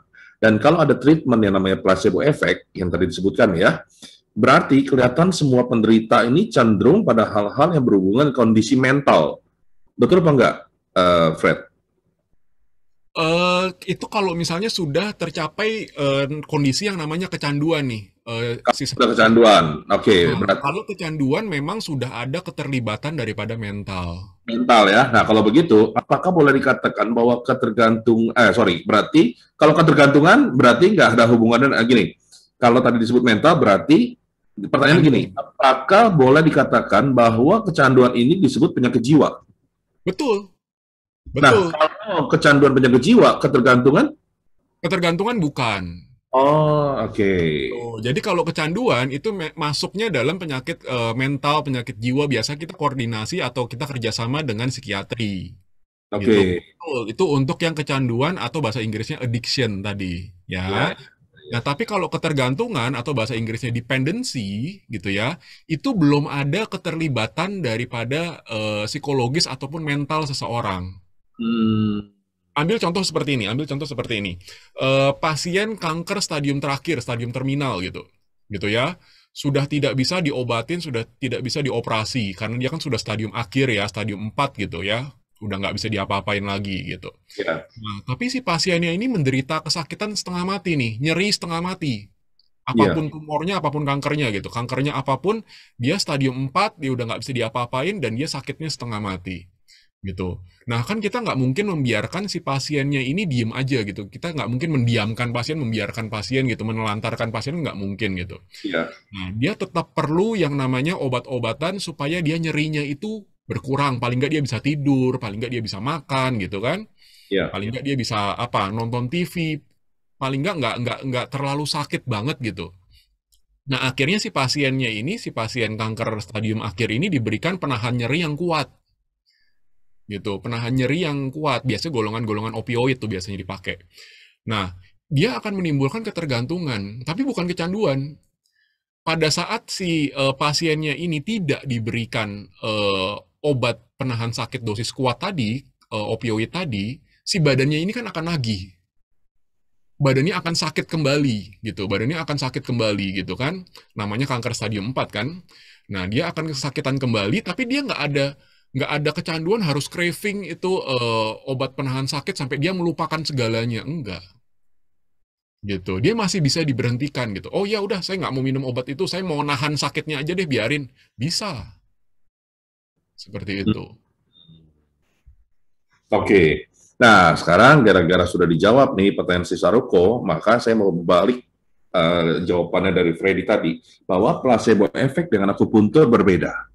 Betul. Ya, placebo effect selama diberikan dan kemudian tiba-tiba orangnya sadar bahwa ini tidak membantu, dia akan kembali lagi, ya kan? Betul. Gitu. Ya, nah berarti pertanyaan saya gini, bukankah yang namanya kecanduan atau ketergantungan itu tadi dibicarakan adalah otak bagian sistem limbik. Betul. Ya. Nah, bukankah segala perilaku manusia itu diatur oleh otaknya? Sehingga saya pernah tahu ketika placebo effect diberikan, misalnya ini ya udah kamu minum nih, ini obat sakit kepala yang ampuh, dalam waktu 2 menit sakit kepalamu hilang. Bukankah ketika seorang dokter mengatakan demikian dan dia percaya, maka itu akan bekerja? Betul. Gitu. Betul kalau Nah, Rizal. kalau dia bekerja, berarti kan tubuh nggak terjadi penolakan dong, nggak ada penolakan. Betul kok Rizal.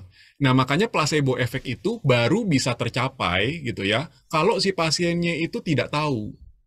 Kalau pasien itu tidak tahu. Ya, gitu. Jadi kalau pasiennya tidak tahu bahwa yang pil yang kita berikan itu adalah pil yang kosong atau pil yang bukan obatnya gitu. Oh ya, oke. Kalau si pasiennya itu sudah tahu atau sudah sadar, placebo effect itu nggak akan terjadi. Oke. Nah, sekarang bagi yang lebih tinggi lagi, orang yang ibaratnya tadi sebut sakit jiwa atau kecanduan, dia tahu nggak kalau placebo effect itu diberikan dan dia bisa menghilangkan kecanduannya? Kalau masih di awal-awal mungkin dia masih belum tahu kok Rizal. Masih percaya. Okay. Oh iya, saya nggak mungkin lah dibohongin, kan dia dokter, kan dia perawat, kan dia apapun lah. Saya nggak mungkin lah kok tega banget sih ngebohongin saya gitu kan. Dia masih percaya dan placebo effect itu masih terjadi. Nah, tapi yang namanya placebo effect itu kan efeknya nggak akan sama dengan yang real. Gitu loh, dengan kalau kita ngomongin narkoba dengan narkoba yang real gitu kan. Ya. Kok saya minum obat dari dokter atau dari suster yang ini, kok saya nggak ada efek apa-apa ya? Kok saya masih tetap kesakitan, kok saya masih tetap tetap sakau gitu ya? Kok seperti ini gitu? Kalau sekali 2 kali mungkin dia masih percaya, tapi kalau terus-terusan dia akan udah mulai curiga tuh. Wah, jangan-jangan saya dibohongin nih. Ini pil apa ini? Jangan-jangan pilnya pil kosong nih. Nah, pada saat si pasiennya udah mulai curiga atau udah mulai yakin bahwa itu pil kosong, itu nggak akan terjadi lagi yang namanya placebo effect, Rizal. Ya, oke. Nah, sekarang tadi disebutkan kalau sistem kerjanya akupuntur itu dapat membantu orang yang kecanduan dan ketergantungan ya. Nah, apakah ada bukti ilmiahnya? Oh ya, ada. Mungkin boleh tolong ditampilkan di slide bukti ilmiahnya. Mungkin boleh ke slide berikutnya. Nah ini jadi nanti kita bahas ini deh. Jadi kita ke slide berikutnya lagi. Nah ini adalah bukti ilmiahnya. Ini dari Amerika ya. Jadi dari negara barat, dari Amerika. Ini sudah lama nih Korizal. Dari tahun 1994 Korizal. Jadi dari sejak zaman dulu itu tuh akupunktur tuh sudah dipakai Korizal. Di sini judulnya adalah acupuncture as a detoxification treatment gitu ya. Treatment. Nah, di sini bisa kita lihat di yang saya beri garis bawah warna merah itu, ya. While a limited number of experimental design studies have been conducted in this area, results from controlled studies generally support that acupuncture can be effective in assisting active drug and alcohol user become abstinent. Jadi ini sampelnya atau si pasiennya itu adalah pecandu narkoba dan pecandu alkohol. Pecandu ya, bukan ketergantungan ya, pecandu alkohol dan pecandu narkoba yang aktif, yang masih aktif, gitu. Jadi sampai pada saat penelitian ini dilakukan masih kecanduan narkoba, masih kecanduan alkohol, dan itu dibantu dengan akupunktur sampai menjadi abstinen. Abstinen itu artinya dia nggak lagi minum narkoba, nggak lagi minum alkohol, begitu. Nah, tapi di sini dikatakan while a limited number of experimental design studies have been conducted in this area. Jadi pada saat itu, pada saat 1994, memang hasilnya udah ada nih. Hasilnya udah ada bahwa akupunktur itu efektif untuk detoxification. Ya, tapi cara kerjanya bagaimana kok bisa begitu segala macam saat itu belum diketahui kok Rizal. Tahun 94 gitu. Tahun 94 kok bisa begitu, kok bisa begini gitu. Itu semua belum diketahui karena pada saat itu penelitiannya belum banyak, masih terbatas gitu. Nah, tapi saat ini sudah diketahui. Nah, tapi dari tahun 94 itu juga sudah ketahuan bahwa akupunktur itu punya efek yang bagus untuk detoksifikasi. Begitu kok Rizal. Jadi akupunktur dipakai untuk ketergantungan dan kecanduan itu juga sudah lama kok Rizal. Oke. Cuma bukti yang menerangkan, bukti-bukti yang menerangkan kenapa begini, kenapa begitu, nah itu baru ketahuan sekarang. Ya. Berarti memang sudah terbukti ya, gitu ya. Nah, kalau memang sudah terbukti, pertanyaan saya nih, kan kecanduan atau ketergantungan tuh tadi disebutnya bermacam-macam ya. Dari mulai obat, nonton film, ya kan, pornografi, bahkan ngemil dan sebagainya. Nah, pertanyaan saya nih, kalau akupuntur, titiknya sama apa nggak sih yang ditusuk atau beda-beda? Beda-beda tergantung penyebabnya maksudnya, atau ketergantungannya ketergantungan apa gitu ya? Tergantung, ya maksudnya dilihat dari ketergantungannya, itu beda-beda atau memang selalu ada titik yang sama yang ditusuk oleh akupuntur? Oh, ada yang sama, ada yang beda, kok Rizal. Ada yang sama, ada yang beda. Kalau yang sama misalnya kayak tadi diskusi sama Ibu Sri gitu ya, di daerah telinga itu rata-rata sama, semuanya akan ditusuk ketergantungan atau kecanduan apapun gitu ya. Biasanya titik-titik di telinga dia akan ditusuk gitu, karena kan dia memang dekat ya, lokasinya dekat dengan otak gitu. Telinga sama otak kan dekat sekali gitu. Nah, terus ada juga di titik-titik tubuh itu berbeda-beda kok Rizal. Contohnya misalnya ketergantungan atau kecanduan rokok, karena kan kemarin kita baru ngerayain itu ya, Hari Anti Tembakau ya, di akhir Mei ya. Misalnya karena ketergantungan atau kecanduan rokok, itu di badan itu juga ada titik nih. Kalau nanti teman-teman Prativian, Bapak Ibu mau mencari, namanya titiknya titik timi namanya. Itu di dekat pergelangan tangan. Titik di pergelangan tangan, kanan kiri, titik timi. Itu bisa dipakai kalau misalnya ketergantungan atau kecanduannya rokok. Gitu. Atau misalnya apalagi ya, ketergantungan atau kecanduan kayak tadi yang dikatakan Dokter Sri itu, ngemil, makan gitu ya. Nah, itu bisa dikasih titik yang di dekat telinga. Oke. Untuk menekan nafsu makan.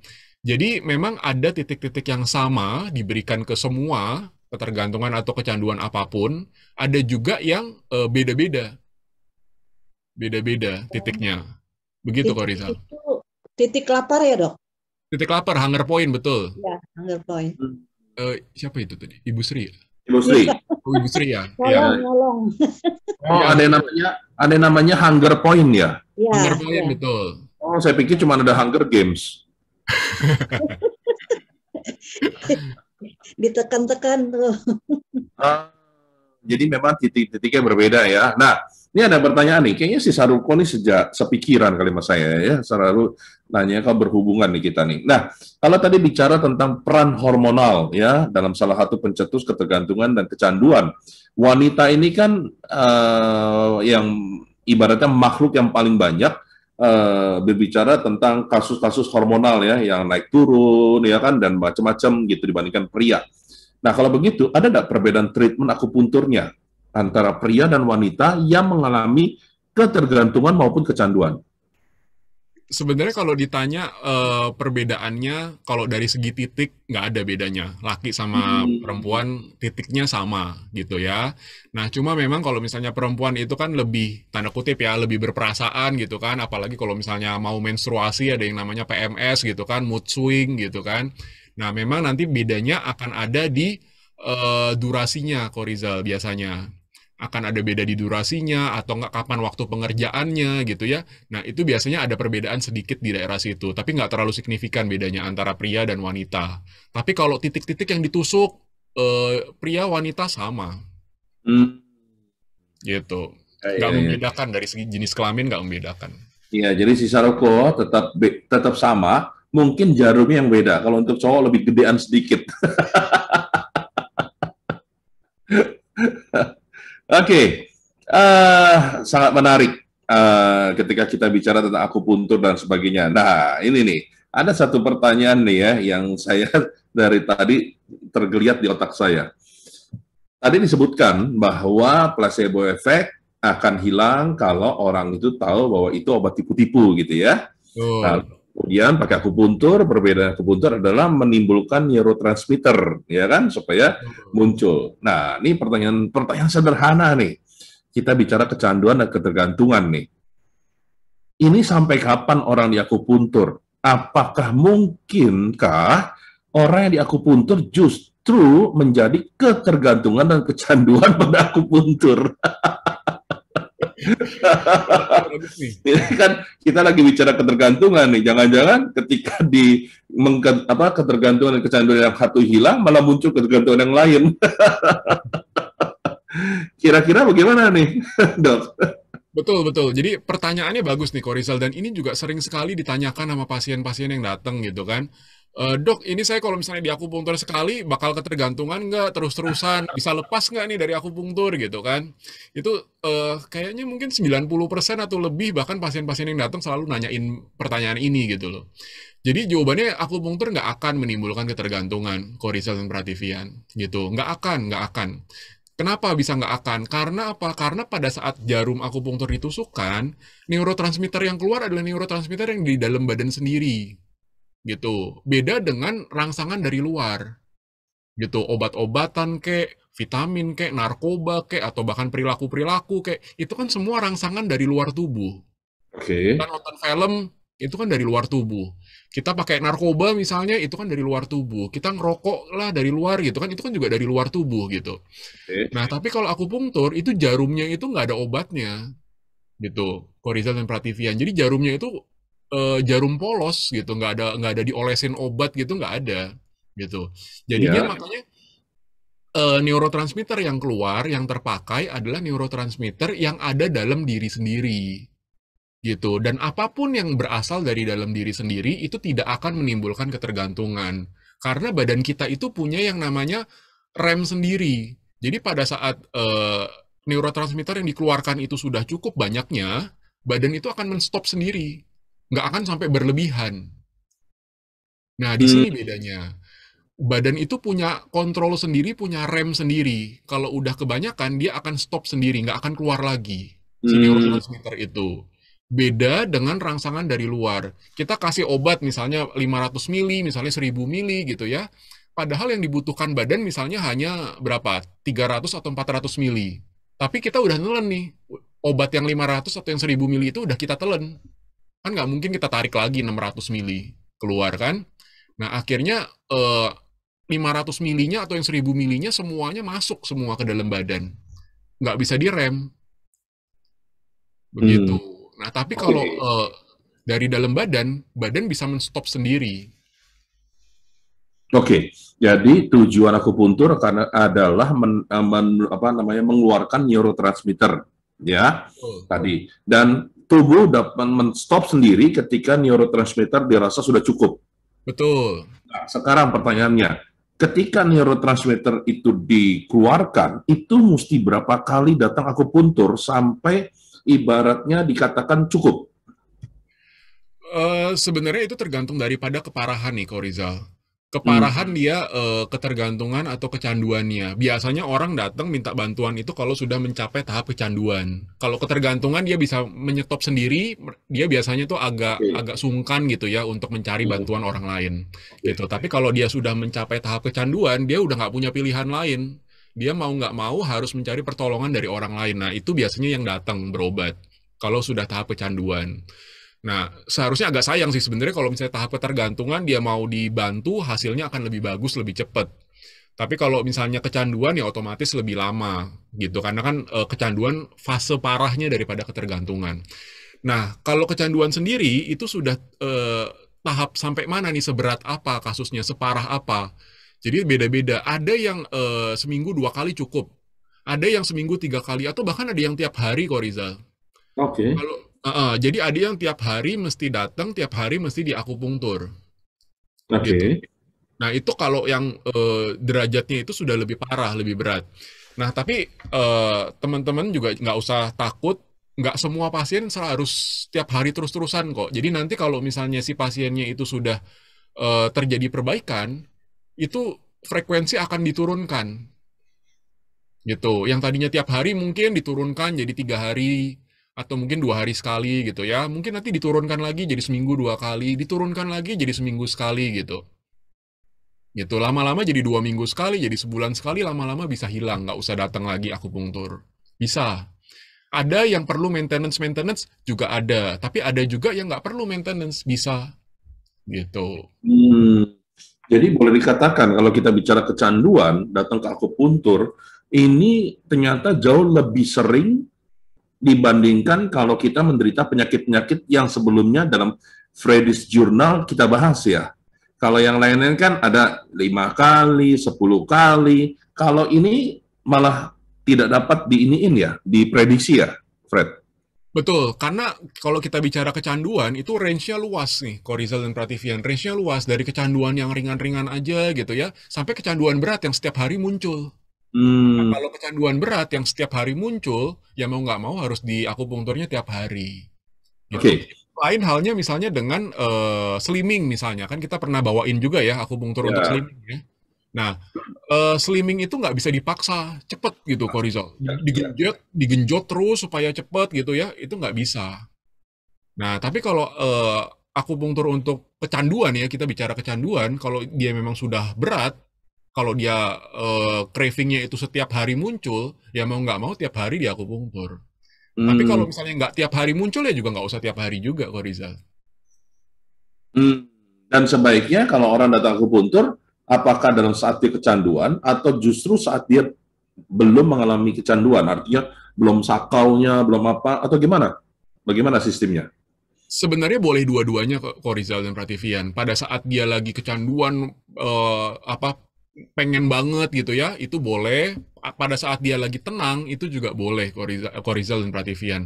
Karena efek akupunktur itu bukan berarti pada saat jarum ditusukkan efeknya ada, jarum dicabut efeknya hilang. Enggak kayak gitu. Pada saat jarum ditusukkan, efek itu masih ada di dalam badan. Gitu.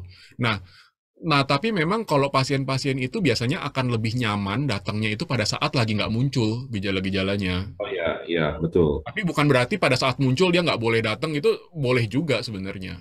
Bebas. Ya. Oke. Nah, ini ada satu pertanyaan menarik tadi dari saya ya. tadi ketika disebutkan bahwa kalau apapun yang muncul dari dalam, termasuk neurotransmitter, itu tidak akan membuat orang menjadi kecanduan, gitu ya. Nah, Betul. pertanyaan saya, yang disebut bahwa seseorang berhenti untuk akupuntur karena dianggap bahwa sudah sembuh, sistem kerja neurotransmitter ini sebenarnya bertahan berapa lama sih?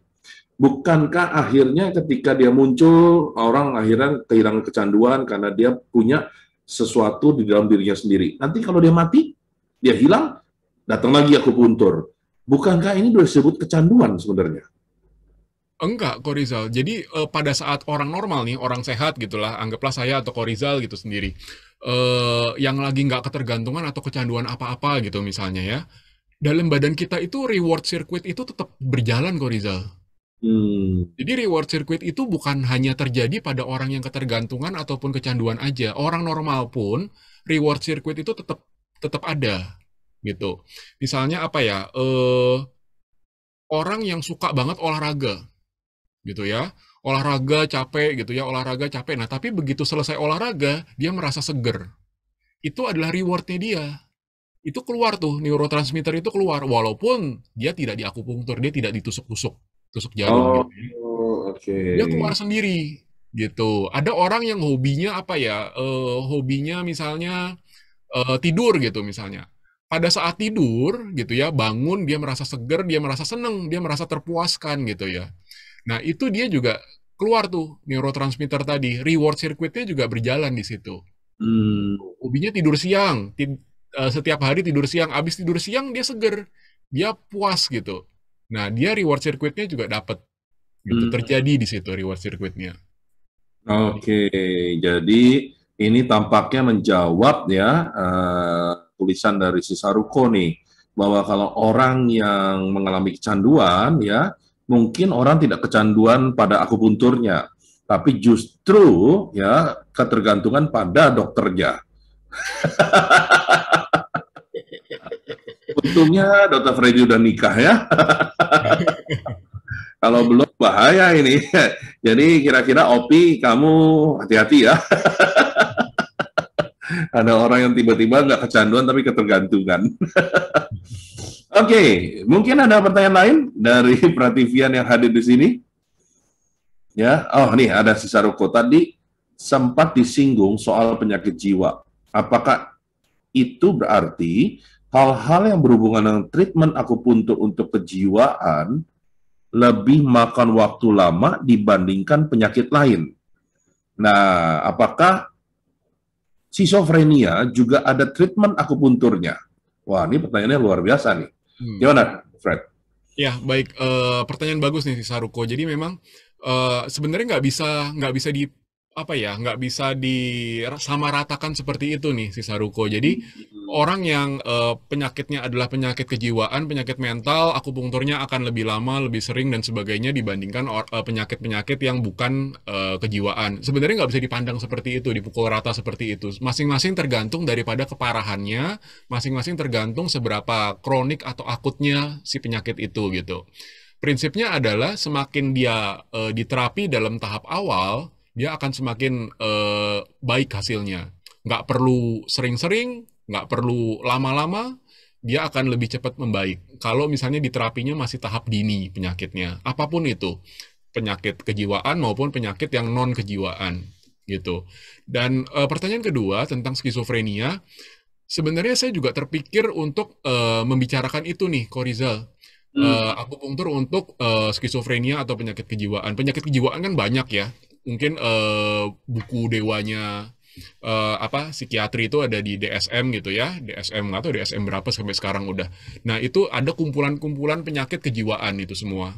Jadi penyakit kejiwaan itu nggak cuma skizofrenia gitu ya. Skizofrenia memang salah satu dari penyakit kejiwaan. Dia biasanya ada munculnya halusinasi visual, ngelihat gitu ya, yang sebenarnya nggak ada, dia bisa ngelihat yang ada gitu kan. Terus mendengar gitu, dia mendengarnya ada tapi sebenarnya nggak ada apa-apa gitu. Jadi halusinasi dia muncul gitu. Akupunktur bisa untuk skizofrenia. Saya pernah punya pasien tentang skizofrenia. Kebetulan dia masih muda umurnya, baru SMA kalau nggak salah. Waduh. Nah, dia dia mengalami halusinasi auditorik. Jadi halusinasi karena dia pendengaran. Dia merasa mendengar ada orang yang ngomongin dia, orang tanda kutip nih sebenarnya, karena nggak ada, sosoknya itu nggak ada gitu, tapi dia mendengar suara-suara. Ada yang nyuruh dia untuk mukulin ibunya, ada yang nyuruh dia untuk apalah pergi dari rumah segala macam gitu. Biasanya yang didengerin itu adalah yang jelek-jelek lah, nyuruh nyakitin orang, nyuruh nyakitin diri sendiri apa segala macam itu, halusinasi auditorik tuh ada. Pernah punya pasien seperti itu, dan akhirnya di terapi akupunktur dia membaik gitu loh. Itu halusinasinya tuh nggak muncul-muncul lagi. Hmm. Halusinasinya nggak muncul-muncul lagi. Kan kita kerjasama ya dengan psikiatri ya, dengan dokter jiwa, dengan psikiater. Tadinya Ya. dia nerima obat-obatan kejiwaan itu banyak kok Rizal, sampai ditunjukin depan saya ini gitu kan. Nah, tapi dibantu akupunktur lama-lama obatnya lama-lama berkurang. Hmm. Berkurang, dan sampai sekarang kabar terakhir yang saya dengar ini dia udah nggak pernah muncul. Halusinasi auditorik tadi dengar-dengar itu udah nggak pernah muncul lagi sampai sekarang. Iya, iya, iya, iya, iya. Jadi memang kecanduan itu masuk ke dalam penyakit kejiwaan, dan penyakit kejiwaan yang lain-lain, misalnya skizofrenia, itu juga bisa dibantu dengan akupunktur. Gitu, Hmm. si Saruko. Oke, mudah-mudahan menjawab ya si Saruko ya. Jadi nggak semua penyakit jiwa dapat di akupunktur ya, Fred ya. Bisa nanya nggak, Marisa? Boleh, Bu Sri, silakan. Saya kembali ke halusinasi auditorik tadi ya, Dok ya. Iya, Nah, Bu. apakah benar pemikiran saya secara tradisional ini, tapi di kedokteran bagaimana? Kalau di tradisional terjadinya schizophrenia atau kejiwaan itu karena tidak seimbangnya organ ginjal dan jantung. Nah, jadi dalam treatment saya pernah nangani juga anak muda halusinasi, merasa dikejar-kejar, terus tidak berani pulang ke rumah. Nah, saya mengarah ke sana. Kelihatannya lumayan berhasil, Dok. Itu apakah benar itu pemikiran itu? Makasih. Betul Bu Sri. Jadi memang ada ketidakseimbangan antara air dan api ya, itu berarti ginjal sama jantung ya. Memang ada ketidakseimbangan di situ kalau dari sudut pandang kedokteran timur gitu ya. Nah, memang kalau dari kedokteran barat hubungannya nanti lagi-lagi di neurotransmitter Ibu Sri. Hubungannya lagi-lagi di bagian otak, di bagian neurotransmitter yang tadi, ketidakseimbangan tadi, neurotransmitter tadi. Makanya titik-titik yang di jantung sama di ginjal juga pasti ditusuk, karena kalau dari sudut pandang tradisional, ginjal itu kan memang membawa materi genetika ya, dan skizofrenia itu juga termasuk penyakit-penyakit yang diturunkan gitu. Jadi kalau kemarin itu ada pasien yang saya ceritakan tadi itu, dia memang punya keturunan, ada anggota keluarganya yang lain juga mengalami penyakit yang sama seperti itu. Jadi itu memang punya gen yang diturunkan. Memang tidak selalu muncul terus, tapi ada, kalau dia tanda kutip kurang beruntung, dia akan mendapatkan gen yang itu gitu. Dia akan muncul di situ. Nah, selain titik itu juga kita main titik-titik di daerah kepala, Bu Sri. Karena kalau dari sudut pandang kedokteran barat, mainnya adalah di neurotransmitter tadi, neurotransmitter yang lokasinya ada di dalam otak tadi. Jadi biasanya kita pakai paihui sama sesencung itu juga ditusuk juga tuh Bu Sri. Yang 4 titik gitu ya? Iya, jadi total ada 5 titik tuh di tengah kepala sini. Iya. Ya, makasih Dok. Sama-sama Ibu. Ya, ini tidak terasa ya, waktu bergulir dan mendekati 2:30. Ini ada satu pertanyaan terakhir dari saya, Fred. Kalau misalnya penyakit-penyakit lain ada levelnya, mana yang dapat di akupuntur, nah kalau misalnya kita bicara kecanduan, ya, apakah melihat level juga atau seluruh orang-orang yang mengalami kecanduan, baik ringan maupun berat, dapat sembuh karena akupuntur? Ya, baik Korisal. Mungkin boleh sambil tolong dibuka slide-nya juga. Jawabannya bisa kok Rizal. Jadi sambil menunggu slide dibuka, saya jawab dulu. Bisa sebenarnya kok Rizal. Jadi kecanduan yang ringan maupun berat itu bisa dilakukan akupunktur dan itu membantu, bahkan bisa sampai sembuh gitu. Nah, mungkin sebelum menjawab pertanyaan kok Rizal, mungkin mundur dulu. Nah, ini dulu.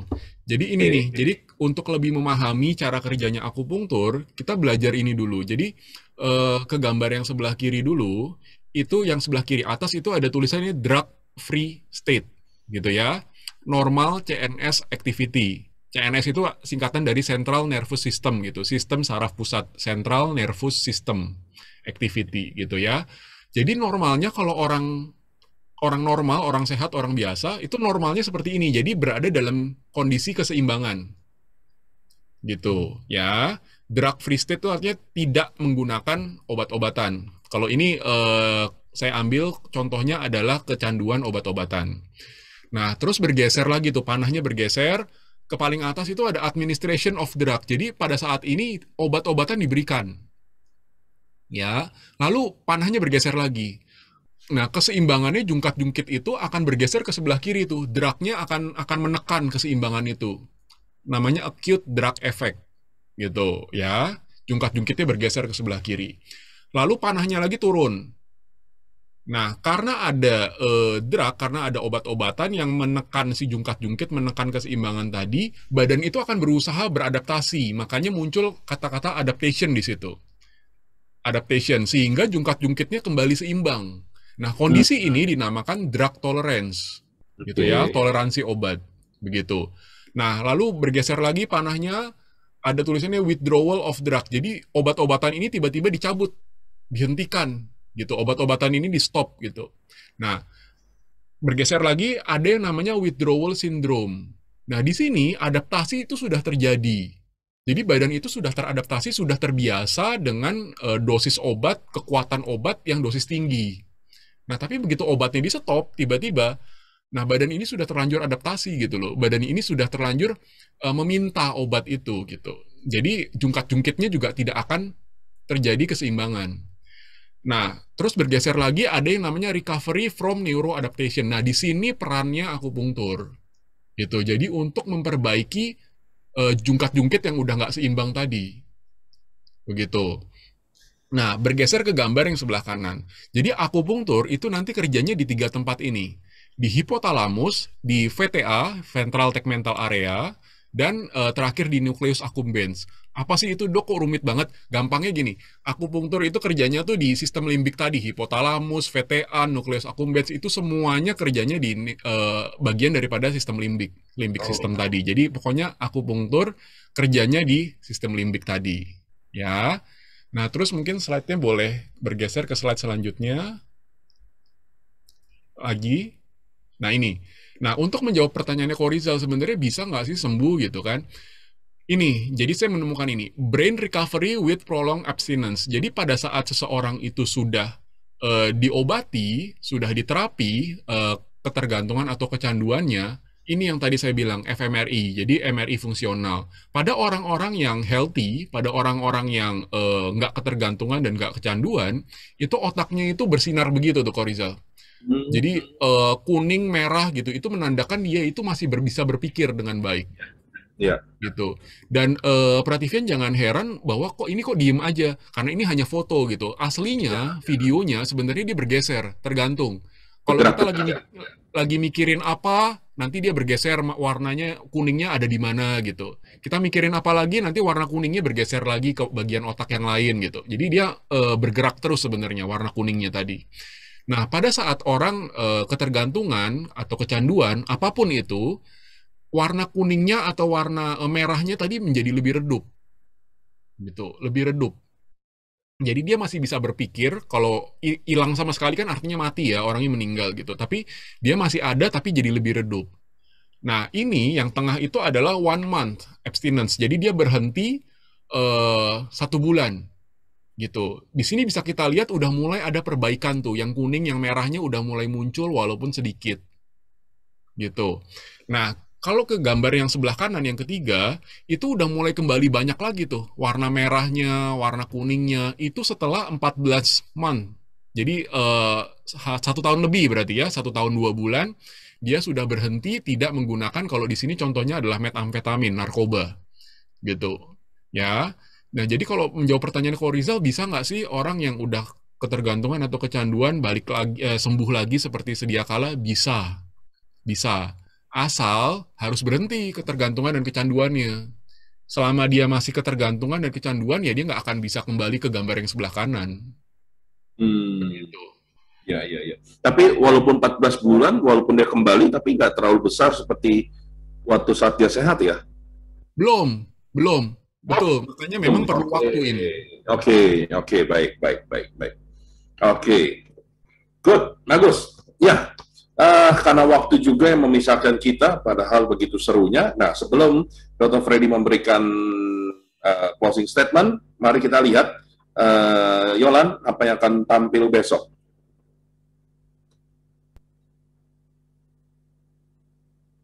Prativian, kita berjumpa lagi dalam acara Mindful Parenting. Rasanya nggak sabar pengen Jumat dan Jumat terus. Kenapa? Karena setiap Jumat kita akan belajar dari pakar-pakar yang luar biasa. Kalau bicara tentang karakter, cukup nggak sih karakter itu hanya dibangun dari rumah? Apakah peran sekolah juga penting? Nah, kita akan belajar dan kita akan ngobrol dengan pakarnya karakter. Bapak Doni Kusuma akan sharing dengan kita apa yang harus kita lakukan di rumah dan di sekolah. Yuk, nantikan acara kami hari Jumat jam 1 sampai jam 2. Kami tunggu ya. Terima kasih.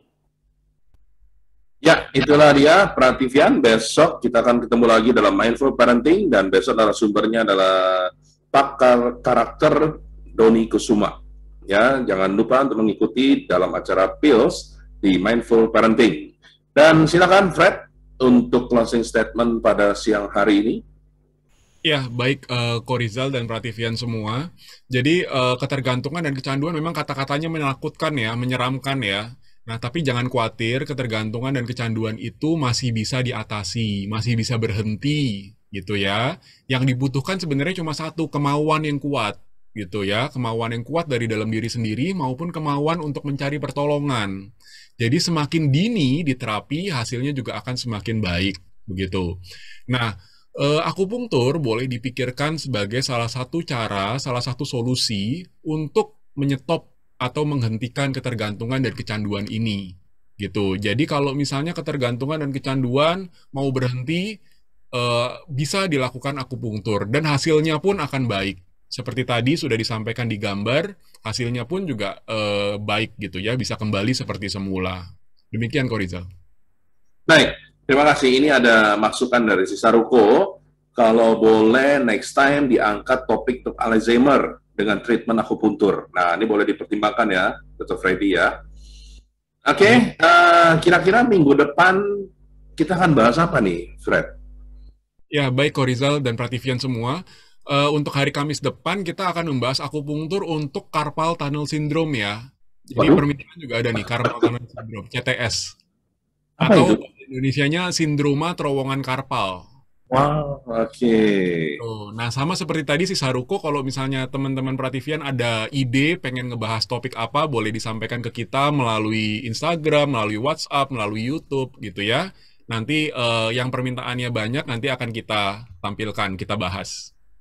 Baik, ya itu saja Prativian. Terima kasih Ibu Sri, Dr. Sally, Dr. Sri, Saruko, ya. Terima kasih untuk kehadirannya pada siang hari ini, dan saya pikir banyak manfaatnya yang diterangkan oleh Dr. Freddy sendiri pada siang hari ini, ya, soal ketergantungan dan kecanduan. Kita ketemu lagi minggu depan, ya, dengan topik yang berbeda dalam Freddy's Journal. Oke, saya cerita. Dan saya Freddy Julianto. Yang mengucapkan selamat siang dan selamat beraktivitas. Salam. Terima kasih.